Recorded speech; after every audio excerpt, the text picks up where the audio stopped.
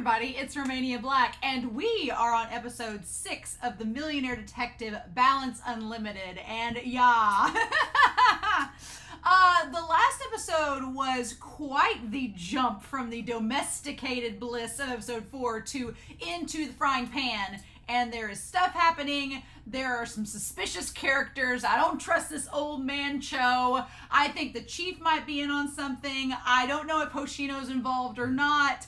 But the question of how much does Daisuke know? How much is he aware of? Haru probably doesn't know anything. So it's like, it just, last episode cranked up the thriller factor a notch for me, and I was really, really excited. So I was like, I am ready to dive into episode 6. We are like halfway through the series, and now things are getting very interesting. And Daisuke's brought up some interesting things about himself. He doesn't want to be head of the family, but he wants access to all the money. But now he's figuring out that while having access to all the money, he doesn't necessarily have access to all the info.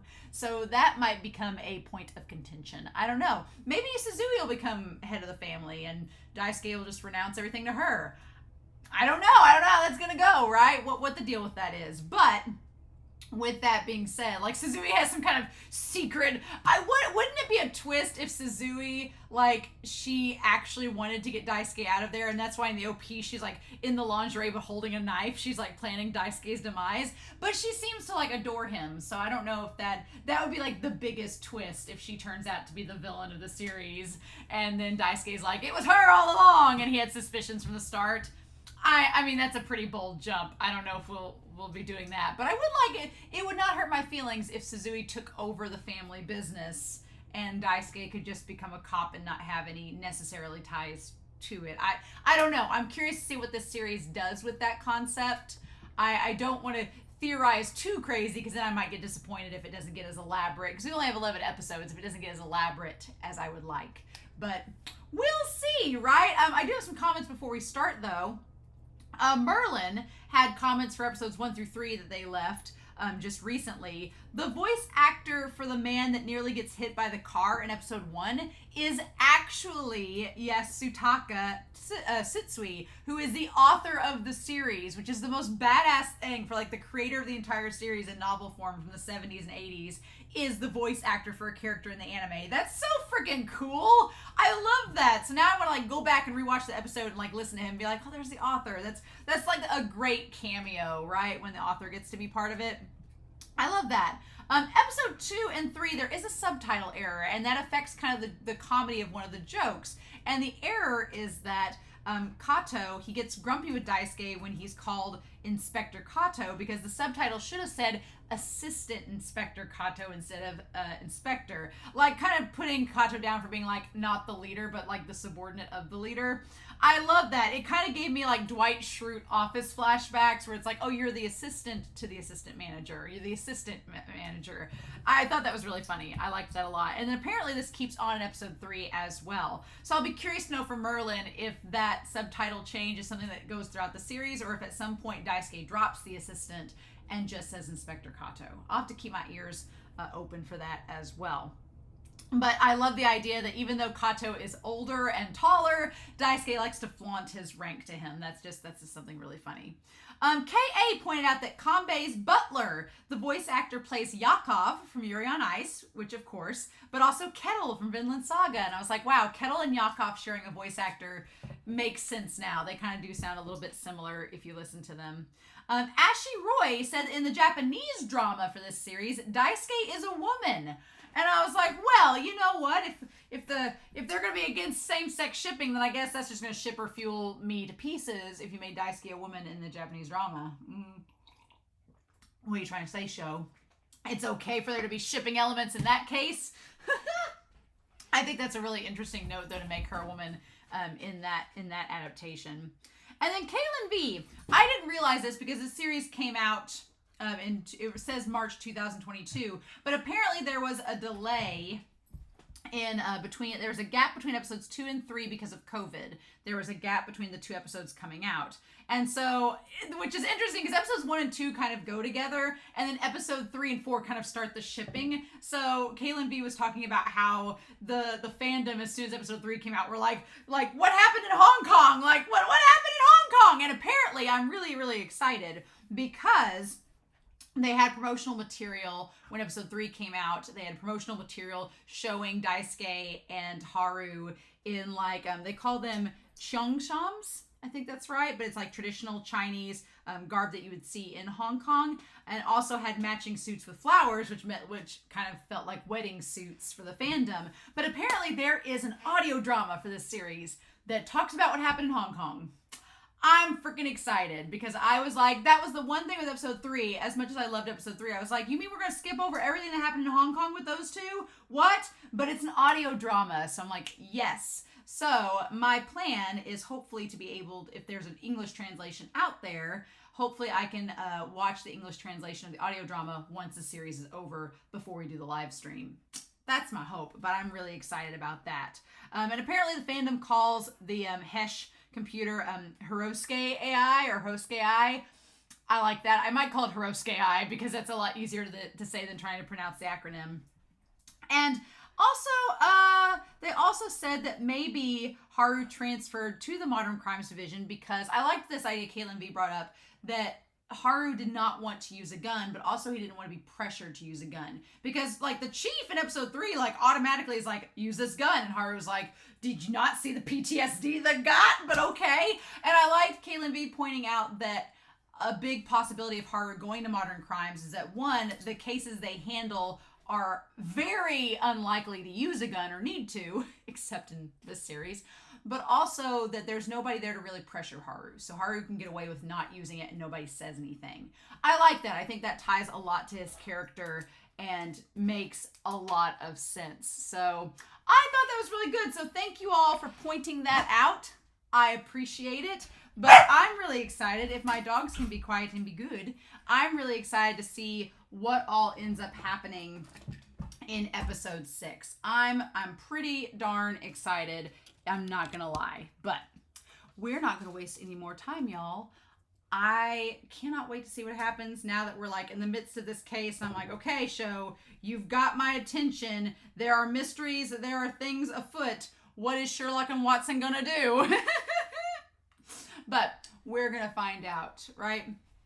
We're gonna find out. I'm gonna tell Huckleberry to go lay down and be a good boy. And we're done. Yes. And Ruby's like at my feet wanting me to scratch her.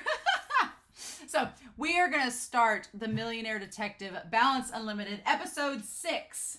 And we're going to do that here in 3, 2, 1, and let's go, y'all.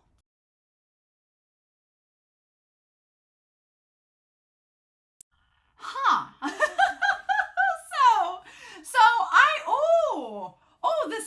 This series is getting really good. This series is getting really good. It's bringing back mystery stuff that I wasn't expecting, and who can trust who, and who knows who, and who's connected to who. I have a feeling I'm gonna have a lot of fun theorizing about all the twists and turns this story is gonna take. But I also feel like I'm maybe going to have to watch ahead so that I'm not accidentally spoiled, because I'm like, oh my gosh. So that may have to happen. Yeah. Oh, y'all. So we are full swing in Act 2, right? We are fully into Act 2 of this series. I'm really excited about that because it is giving us, I have a feeling that this entire series from here on in is going to make me question who knows who, who's connected to who, who's related to who, and not just relations as in they are blood related, but relations as in who has known who has been connected, because we get a lot about Cho. Cho was very suspicious in the last episode, and I'm kind of changing my tune a little bit. I thought at the beginning that maybe Suzue was suspicious, but now I'm thinking that maybe she's not as much. I don't know. The series is making you question your trust of everyone, because everyone has a stake in stuff happening. So we need to go back to the beginning just a wee bit, because I feel like it needs to be traced back to the start here. So the idea was that Daisuke, we're going to put him up here. The idea was that Daisuke transferred. He transferred to Modern Crimes, right? He transferred to Modern Crimes. Now, we don't know why exactly he started this whole thing to begin with. He's had all this money. What's the deal? Why did he even go to Modern Crimes to begin with? Like, what was the whole point of him joining the police division? What's he been doing this whole time? What's the idea? We know that he does not We know that he does not want to take over the company. But it's very frustrating because he's trying to solve this case and he doesn't have access to the documents. So he has unlimited funds. It's like you can throw money at whatever you want, but you don't have access to all the information that you need. So that's very frustrating. And Suzue, I'm going to put her kind of over here. What do we know about Suzue? We know that she seems to be very overprotective of Daisuke. Now, whether that's just her own prerogative or she's been told to watch him, we don't know. And she does not have all access. Now, is she suspicious? That is the question. There's a part of me that's like, she is suspicious. There's a part of me that's like, does she know more than she's letting on? There's a part of me like that. But it's like, my heart is telling me she doesn't want Daisuke to get hurt. My heart is telling me that she is on Daisuke's side. She's in the dark like he is, but I don't know. So there is that question mark. Like, I don't know what to trust with her yet. Like, she could turn out to be a secret bad guy in all of this and come out of left field, but I need to know more, right? So there needs to be more to it. But we don't know enough about Suzue. But we know he transferred to Modern Crimes. I originally thought that it was to stay out of the First Division's control. That's what I thought it was at first, because the First Division, you know, it has a lot more prestige. It's more closely tied to the government side of it. It's like Daisuke wouldn't have the freedom that he has in the Modern Crimes Division if he was in the First Division. That's originally what I thought was the case. But now I'm kind of like, well, maybe, but also was it to get closer to Cho? Was that part of it, to get closer to Cho and find out more about him? Also, in that case, was it because of this cold case? Is it, I'm going to put that with Cho. Was it because of the cold case in that regard to get closer to Cole? And also, was it because, that's the question, does Daisuke, does he suspect that there is corruption? Did he suspect that there's corruption the First Division's trying to hurt him? What's kind of odd is that we're following this story from a first-person perspective, most of the time from Haru's perspective, so we kind of know as much as Haru does, but then we do see some things from Daisuke's perspective, but we don't get inside Daisuke's head. That's the frustrating thing, is we get inside Haru's head a bit more, and we get things from his perspective and kind of what he's thinking about something, but we don't necessarily get things from Daisuke's internal perspective. We see things from Daisuke's point of view. We don't see what's inside his head. So that's the frustrating thing. We don't know what he's thinking, and that's intentional because it's to add to the mystery, right? So we're going to put that there. But yeah, starting out this episode, he doesn't get all of the answers, and he's like, what do I do? And so Daisuke asks a very important question. He's like, well, why did you sense I was in danger? And Suzue's answer does make sense. She's like, well, as soon as I lost contact with you, I decided to go on my own. That does track with how she's acted the entire series. Like, as soon as she loses contact, she goes after him because she's worried about him. Now, that also leads to the question of her being worried. Does she know if Daisuke is targeted? Because I think that's been Daisuke's kind of problem with her this entire series, is that she's very overbearing, and Daisuke's like, I'm an adult, leave me alone. And I think that he doesn't understand why she has to be like that. So what we don't know is she super overprotective because of stuff that's happened in their family in the past, or because we get the idea that their parents aren't there, or is there a reason that she suspects somebody's after Daisuke but doesn't want to tell him about it because she doesn't want him to worry or take matters into his own hands and get even further in danger? So we don't know a lot about Suzue. She's going to stay in the dark. At the beginning of the episode, I think my head canon was getting ahead of me, and I was like, oh, she's suspicious. And by the end of the episode, I'm like, no, she might know more than she's letting on, but I don't think she's harmful to Daisuke at this point. Maybe. We don't know. But she doesn't have access, seemingly, to the same. She also is being denied access. And she's like, can I help you with anything? And he's like, no. And she does seem like she wants to help him, but I think maybe more the line is that she's worried about him. She thinks he might be in danger, and he's just getting deeper into the danger, and she can't do anything about it. Maybe that is the case with her.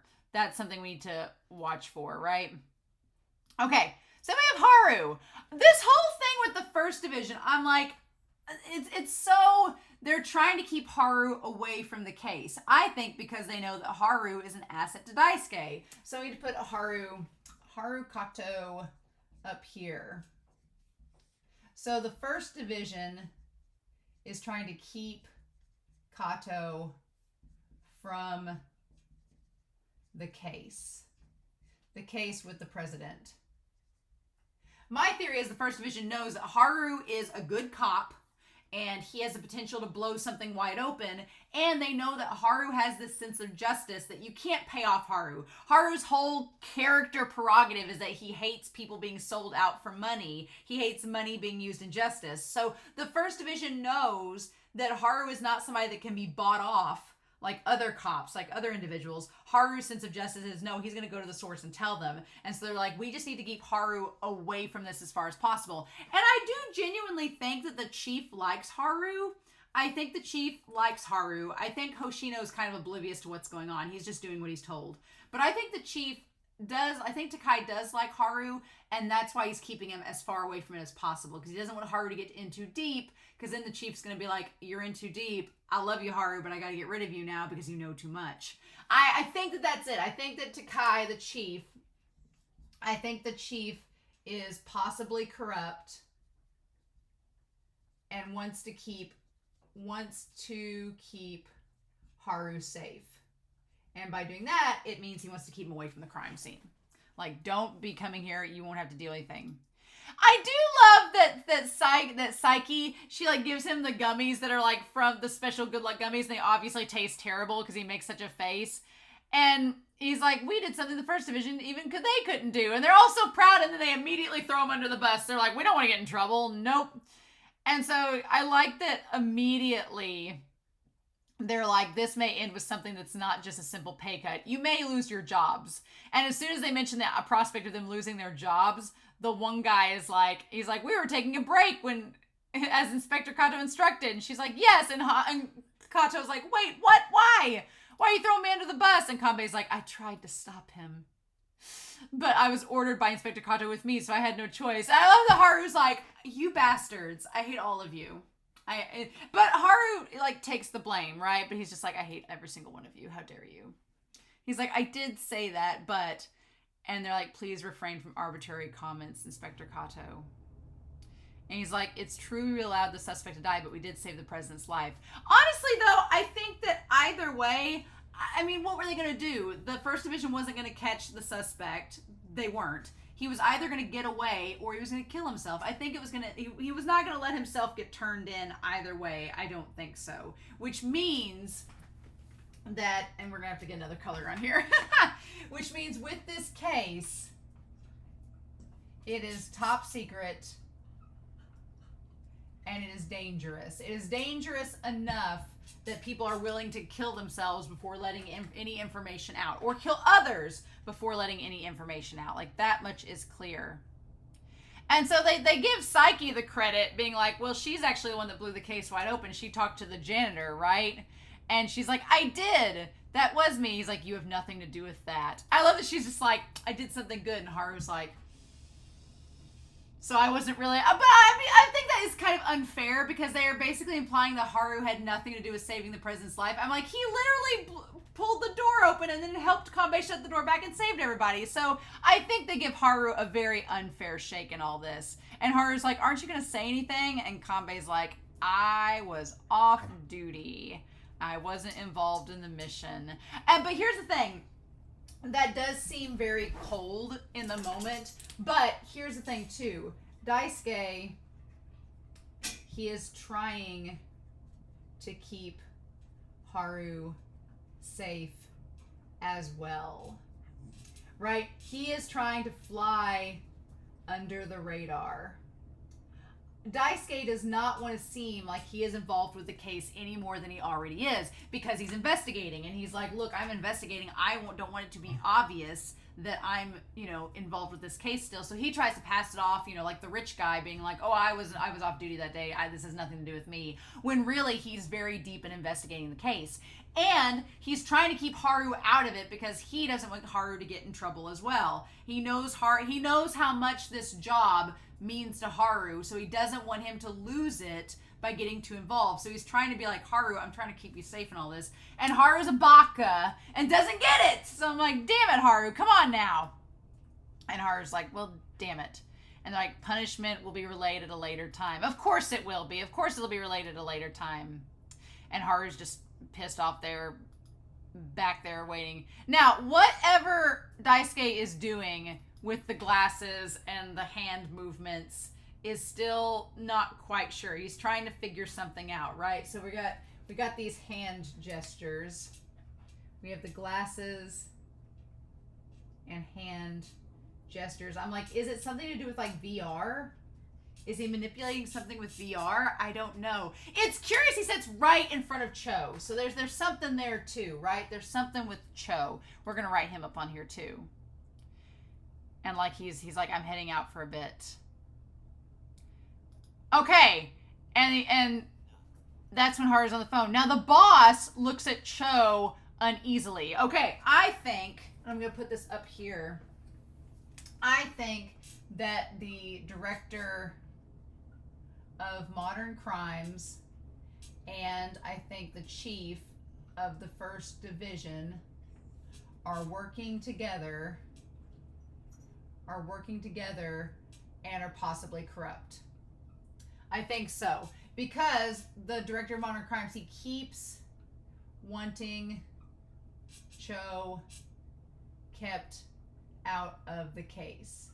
Now, what's curious here is at the very end, Daisuke's off doing his own thing, meeting with Cho, and that's when the director is telling Haru about the backstory, or is supposedly going to tell him about the backstory. So, what's frustrating is that Haru is not getting Daisuke's account, not getting Daisuke's full story, or Cho's. Cho and Daisuke are conveniently keeping things from Haru.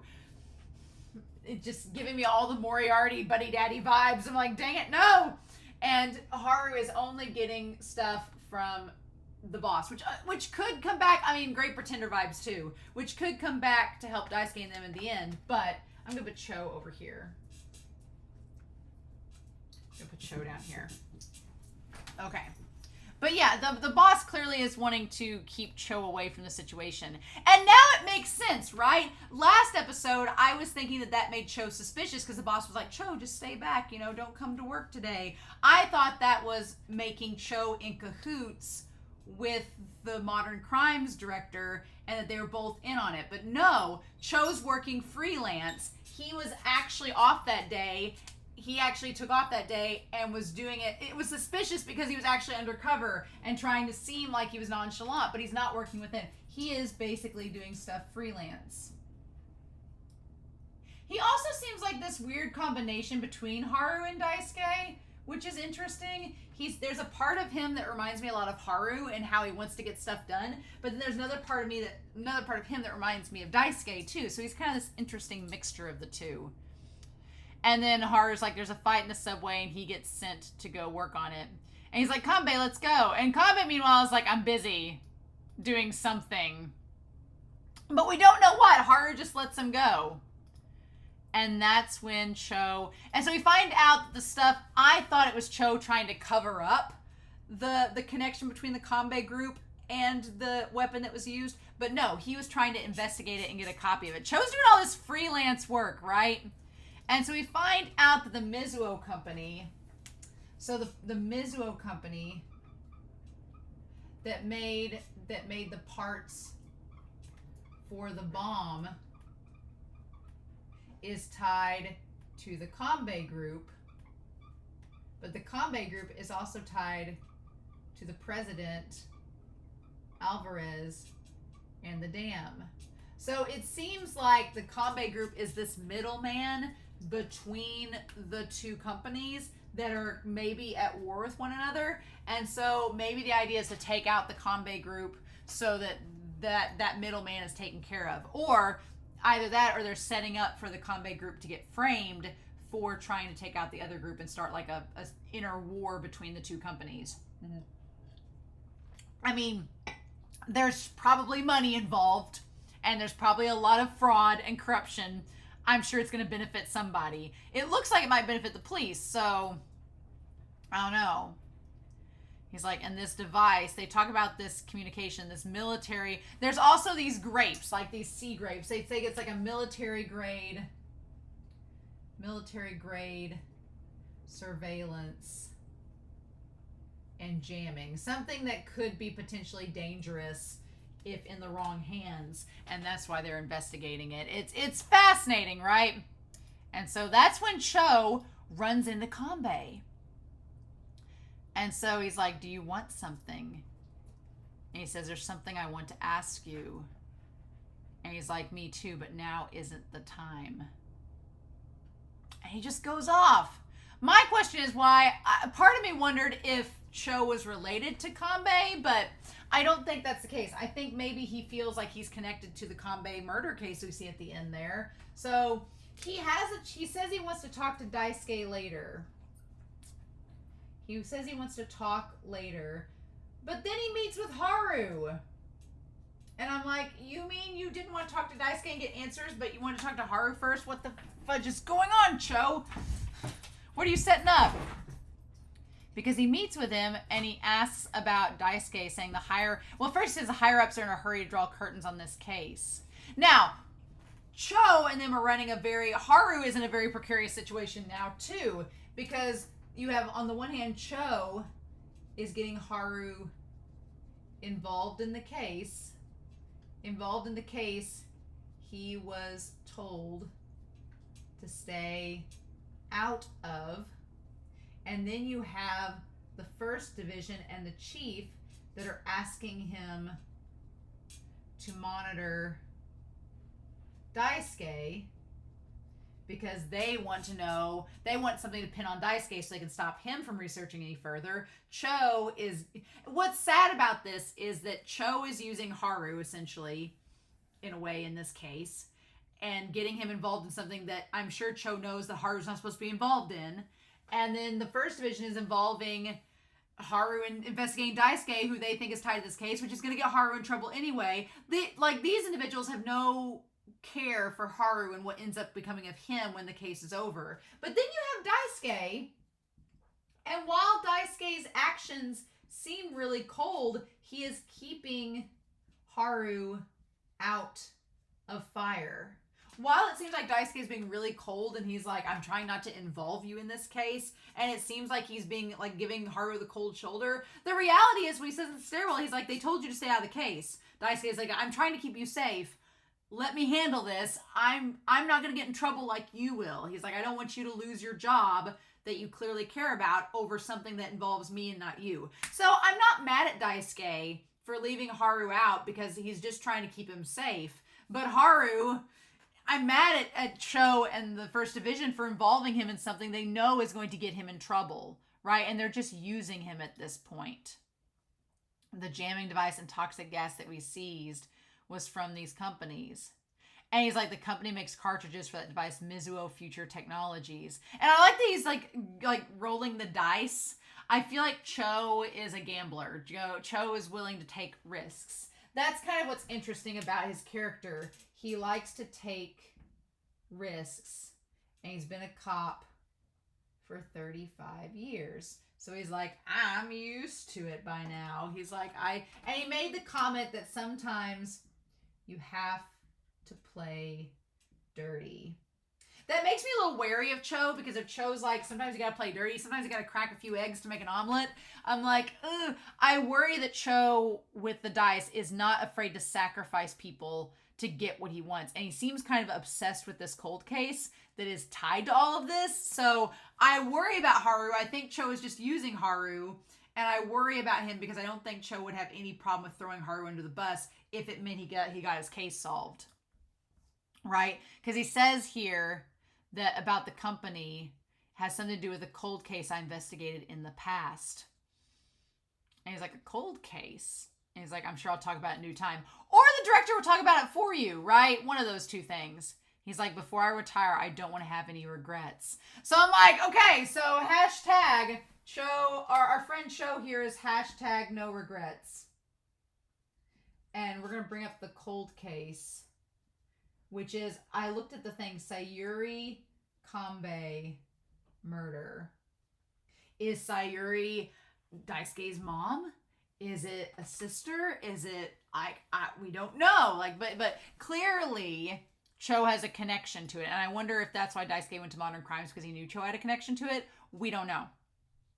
We don't know. And of course, you know, Kato, he was looking at cold cases and stuff back when he was like first getting in this, right? Or he was just like, what do I do? So Kato, of course, for the sense of justice, is like, I will help you, Cho, solve this case because I feel like that's a worthwhile endeavor. And he's like, okay, thanks. And then there they go. And he asks what kind of man Kambe is. I like that. Like, what's interesting is that Kato says he's revolting, but he's not as bad of a guy as I thought. And then we see Cho with the sheen over his glasses, like we can't fully see what he's thinking. So does Cho not like Daisuke? Does he think he's connected to somebody that's not nice and is associating Kambe with being like him? We don't know. That's kind of the problem. He's like, And that's when we get with the woman, right? The woman that's there and talking about the neo-futuristic car that gets bugged. Like, they basically stay there long enough to argue with her, long enough for Daisuke to bug it so he can control it to help her get arrested. So a part of me wonders if Cho aware of what Daisuke can do? Is he aware of Hirosuke Ai and what he can do? Or is he just banking on the fact that he likes Haru enough that he'd follow him and do whatever? But Daisuke is able to take control of the car using the unlimited balance and doing all that, and then makes her car like speed out of control. And then the part where she hits somebody, I thought that it was like Haru or somebody acting and they had like a blood pouch and they just spilled it all over the ground. But the fact of the matter was that it was all just an illusion. And he took advantage of her being in shock. To take her to interrogate her. Now, the fact he's wearing the glasses, I don't know if that has something to do with the technology and him controlling it. Not sure yet. But Daisuke, what's interesting is he is like Cho, I'm gonna make a little note up here, not afraid to play dirty. He's thrown money at the problem. He's paid off people to confess. He's not afraid to play dirty, which is a lot like Cho, which is why by the end of the episode I was like, are they related? Is Cho a secret Kambe and we've not known about it? Is this the case? Is Cho his father and we just don't know? I don't think Cho is Kambe's dad, but he seems like maybe, but he's tied to it, so I don't know. But Daisuke not being afraid to play dirty feels a lot like Cho. And he just takes her in. And so that's when the next day Haru's like, where is the busy rich boy and Cho-san? They're not here either. And they're like, oh, they're in the interrogation room. And they said she was dragged in for reckless driving. But Daisuke just starts asking her questions about the canisters right off the bat. And Haru's like, well, this doesn't seem like much of a coincidence, right? We've been researching this case, and all of a sudden Daisuke like pulls this lady over. That seems rather connected, right? Haru kind of gets that maybe these cases are intertwined, and Cho's like, Mizo Future Technology, where Amura works, is deeply involved with the Kambe group. So Haru's like, oh, is that so? Then we should join the interrogation. And he's like, no, the Superintendent General's office notice was to leave the interrogation to Kambe. So he has ties to the Superintendent General. According to Cho, We're going to talk about that in a minute, because according to Cho, there's a tie to the superintendent general. And Haru gets kind of like frustrated with that, because he's like, the superintendent general, what is going on? Like, why is Kanbei getting to do this? Now, I don't know. Did Cho lie saying that Daisuke had permission by the superintendent general to interrogate? Because when the first division talks with Haru later, they make it seem like he didn't. So we need to go back to that scene. But yeah, he basically interrogates her and does not wait for her lawyer, and instead like goes into her laptop. And does he ask? She's like, I have no idea what you're talking about. He says, you used Polydor Kanbei Limited to illegally import the cartridges, didn't you? And she's like, I want my lawyer. And then he leans over and says, have you ever met Shigemaru Kanbei? So he mentions the name Shigemaru Kanbei. I'm like, is that their dad? Is it his uncle? What is happening? Why did he ask her that? She says, I don't know anybody by that name. And she's like, what has he been asking about? I don't understand. And Cho doesn't answer. So yeah. So he asks her who Shigemaru Kanbei is, and she doesn't answer. So I'm like, is Cho Shigemaru? Is that his real name? And so Yuri's his wife. I don't know. I don't know. I need to know who these Kanbeis are. The family tree. But he goes into the computer and gets the files on the desktop. And there's like just all these files open up. He says, keep the files you couldn't open on the desktop. And then we see slowly Laboratory 3 open. Transaction data with Republic of Polydor. We have that. Transaction data ADM. We have that. Like all of this stuff. And she's like, crap. And he tries to open up the files, but he doesn't have access. You do not have that authorization. And Daisuke's like, well, damn it, why don't I? So that is frustrating. That is interesting to know that Daisuke's like, why don't I have access to these files? What does that mean? And it's frustrating because he's like, he can't solve the problem. And that's when Cho says, it looks like he hit a brick wall. What will you do? And he's like, yeah, it's me. Are you doing it? And so he goes to call somebody. We don't know who he's calling. He's like, there's somebody I want you to look into. Like Cho immediately calls his freelance agents to get information about the woman's son that he plans to blackmail her with. But it's like, and I can understand Haru's frustration, because I can get why he's frustrated, because he's like, I'll pull this dog toy out, throw it. His frustration is that everybody around him seems to have a way to investigate. Like Daisuke's making progress. Cho seems to have access to people and connections. And Haru's like, I'm stuck here with nothing. I don't have anything to go off of. I'm not really supposed to be helping this case. What the fudge am I doing? Like, I can feel Haru's frustration. And it is very sad. Right? And that's when Hoshino gets a hold of him. The ex shows up. The ex arrives and brings him to Dakai, of all places. And then the chief is like, oh, well, sorry for taking your time. I know we're possibly going to, get you out of a job. But before we do that, he says, you're good friends with Kanbei, right? And Aru's like, define friend. Well, I mean, we shared some beers and watched a show. He fell asleep at my house. So who are you? And he says, the woman that he's interrogating now. He says, they said it was suspicions of reckless driving, but it looks a bit strange. He's like, it's possible she herself wasn't driving, but was under someone else's controls. And he's like, are you saying that Kanbei did it? And they're like, he has good connections with the higher-ups, including the superintendent general. I was wondering how to deal with it. So, yeah, they frame it as they're like, oh, the superintendent general and him have connections. Isn't that suspicious? Maybe. It seems like the chief is trying to deflect the blame off himself in this situation and say, well, Kanbei is working with the higher-ups and there's something maybe corrupt there. We don't know is what's going on. But, like, on the one hand, I feel like Haru, if he found out that Kanbei did use underhanded means to get her in there, would he turn Kanbei in? I'm like, I don't know. But he's like, we need to know how he did. And Haru's like, are you asking me to look into it? And he's like, yeah, that's exactly what he's asking to do. And I feel like Haru begrudgingly says yes, but now whether or not, I don't think Haru would sell Daisuke out unless he really thought he needed to. I'm getting great pretender Moriarty vibes out of all this. And I'm like, show, what we doing? Ill got, ill spent. Like the money, if you get bad money, you're going to spend it. The spending's going to be bad too, right? So we go to this little cafe, the coffee house, and I love the interior of the coffee house.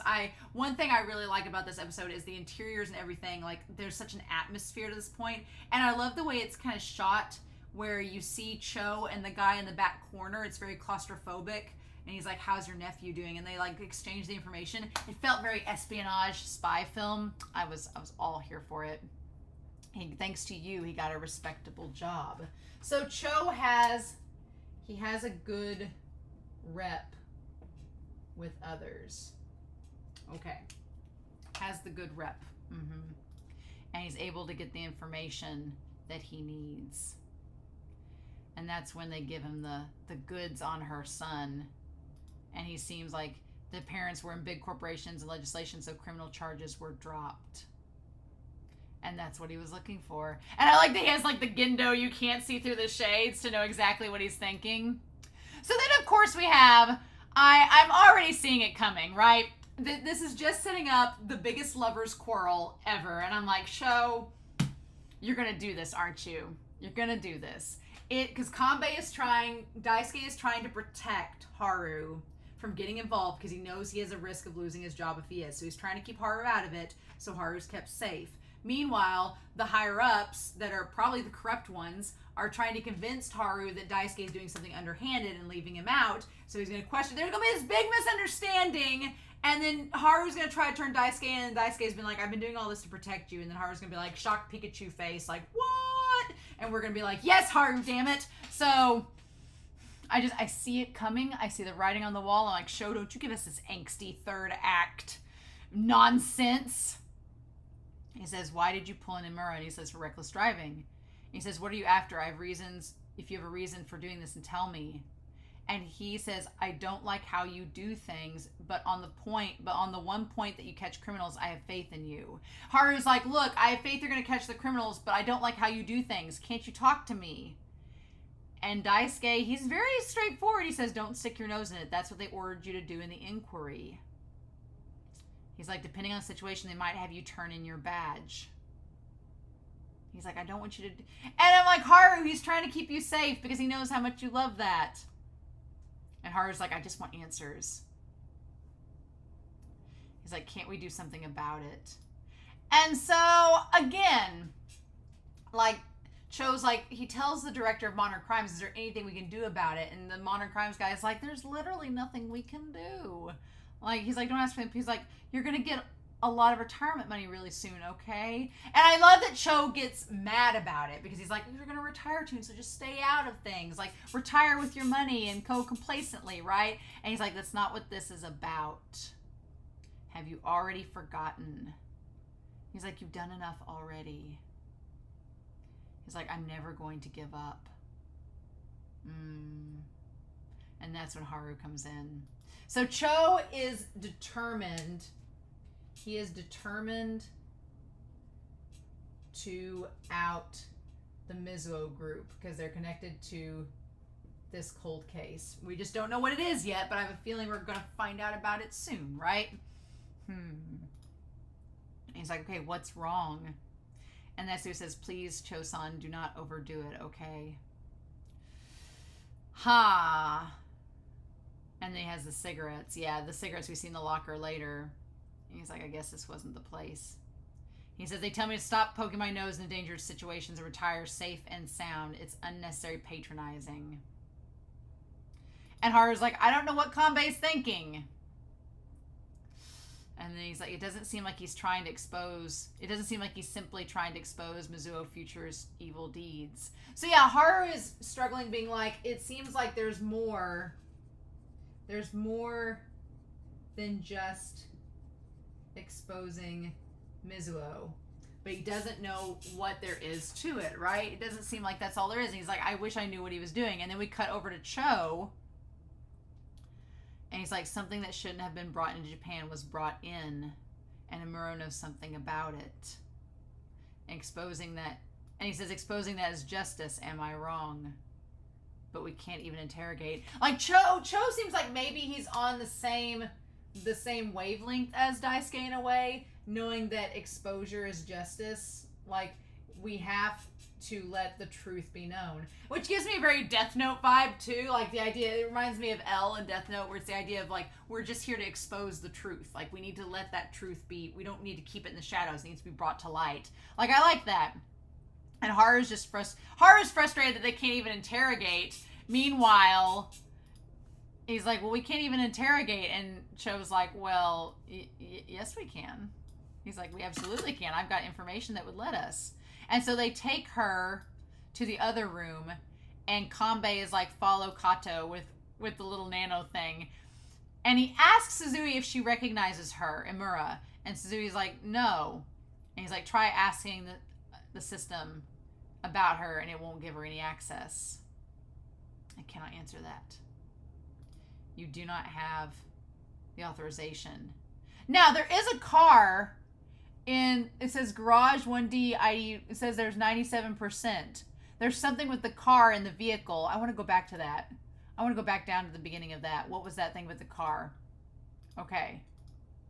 So when they grab the stuff out of the tray of her belongings, she goes to grab the stuff where it is, and he's like, yes, you can go home now. What does she go to grab there? Okay, it shows her and a boy. Like, it shows her and a boy, a photograph of her and him in the Leaning Tower of Pisa on her wallet. But that boy does not necessarily look like the boy that is in the photograph. So is there another son? What is going on? Okay, so that photo looks different. Was she having an affair with a younger guy? What? Okay, so he pulls up the photograph of her. Daisuke does. And she's like, did you call for me? And he says, do you recognize this woman? And she says, no, I don't know her. And that's when he asks her to ask the system if she can get more information about it. But what was on the screen there? There's something that says garage. It says functional. And there's a car there, and it says 95 to 97%. And it says functional. And they're like, what is going on? Okay. He says, Daisuke, you were also, and he's like, I was trying to find out. He's like, it's not often, but sometimes it denies me in this manner. I had assumed I did not simply have enough authorization. And he says, were there any patterns or tendencies? And she says, there have been too few cases to tell. I mean, I think the only time she's ever asked it for information it wouldn't give her is when Daisuke left. And she was trying to find him, but that was pretty much it that we know of. And he's just like, But yeah, we don't see anything with the car. Like, what was the deal with the car? Why was it going up to 97%? What's going on? So then Cho gets her alone and asks her to take a seat. And he asks her about the jamming. He says, you were illegally importing them from Polydor, weren't you? The cat's out of the bag. And she's like, I can't take any more of this. And that's when he says, your son's been hanging out with a bad crowd. If it gets out in the open, it'll probably be bad for you and your child. Now, I guess that the picture of the boy with the spider tattoo, his hair is completely different. Like, it's grown out and it's bleached blonde. He has the tattoo. But maybe the photo that she has of him with her is before he dyed his hair, because his eyes do look kind of similar. So maybe it was before he dyed his hair. She had the photo of them when they were together, and then he got out of control, and she just wants him to, like, be safe and go back to the way he was. Maybe that's it. Because his eyes do seem similar there. And he's like, if it gets out on the internet, I'm sure the higher-ups won't be able to ignore it. And that's when he goes to get the info. Says she'll crack soon. And Haru's like, I don't like doing things like this. Like, again, it's like Daisuke. And he says, when you're a detective, it's sometimes you have to play dirty. And I'm wondering if Haru's going to take after that in some way, shape, or form. I don't know. And he says, I can't accept that. His Haru's sense sense of justice, his like eyes beaming. He's like, I can't let you play dirty. So what did he do with her? Did he just let her out? Like, of course, it puts Cho and him at odds, kind of like Haru and Kanbei. And he's like, don't. He's like, Kato. And he moves him to go in there. Okay. But then they leave. And Cho's like, well, what do we do now? And it shows the boy. Now, the boy getting in there with her, he says, don't think you can get away. So the boy there, I guess he says, shall I drive? I'm like, I don't think that boy is the one in the picture. I think he was just there to help her. And then she says, no, I'm fine. But then when she goes to start it, like, everything is lighting up. And she says, the battery. And then it blows up. So now the question is, who rigged it to blow up? Was it Daisuke that blew it up? That's the question. Or did the computer act on its own without Daisuke's permission? Because Daisuke doesn't have access to everything. Did the computer do it? Okay, it says playback. And Daisuke's sitting there with the cigar and the glasses. So the question is, did Daisuke blow up the car? I don't feel like he would. I don't feel like Daisuke is that type of person. But what's going on? Did somebody rig the car and Daisuke found out about it? Was he scanning the car to see what it was? Did somebody plant a bomb under it and he was scanning the bomb to see what it was to try to figure out if he could connect it to anything? I don't believe Daisuke killed her, but I want to know more, damn it. Because then Cho shows up on the roof and he's like, hey. And that's when he asks him, he's like, looks like that time has come. You did it, didn't you? And we don't get to see what is it. He doesn't smile or anything. So Cho is confronting him with something. What is Cho confronting Daisuke with? What is happening? What is going on? Because then Haru's like, what's the meaning of this? Director, why is Cho-san going that far? Haru doesn't seem to know anything about the car blowing up. He just knows that Cho's being dirty and Haru doesn't like it. So he's like, why is he doing all of this? And that's when he opens up the locker and says, Sayuri Kanbei murder case investigation headquarters. And there's the cigarettes that he smokes. So the cold case involves somebody named Sayuri Kanbei that he's tied to, that probably became obsessed with it. And I guess the case was dropped and he's still obsessed with trying to figure out the answers. So the question is Sayuri the one that died? Is Sayuri the murderer? What is happening? I'm so intrigued. But yes, my opinions of Cho have changed. Suzue is still there. The director and the chief, I don't have good vibes about them at all. Haru, I feel bad for Haru, if anybody. I feel bad for Haru because I feel like Haru is the one being kept in the dark. Daisuke is keeping him in the dark to keep him safe. Cho is keeping him in the dark because he doesn't feel like he needs to know. And I'm a little bit skeptical of the story the director is going to give, because how is that going to affect things? So I don't think I'm going to be able to wait, guys. I think I'm going to have to keep watching. But I may watch ahead on the next episode just to see what happens. But if I get comments and I want to talk about them, I will let you all know. But oh my God, this episode was so good. This episode was great. I'm really excited, y'all. I hope you all are too. But I hope you all enjoyed this episode. I'm excited to hear your comments down below. Please, no spoiler hints or clues. But in the meantime, I hope you all have a wonderful week. Please stay safe, take care, and yes, I'll be back very soon with more Millionaire Detective Balance Unlimited. Bye!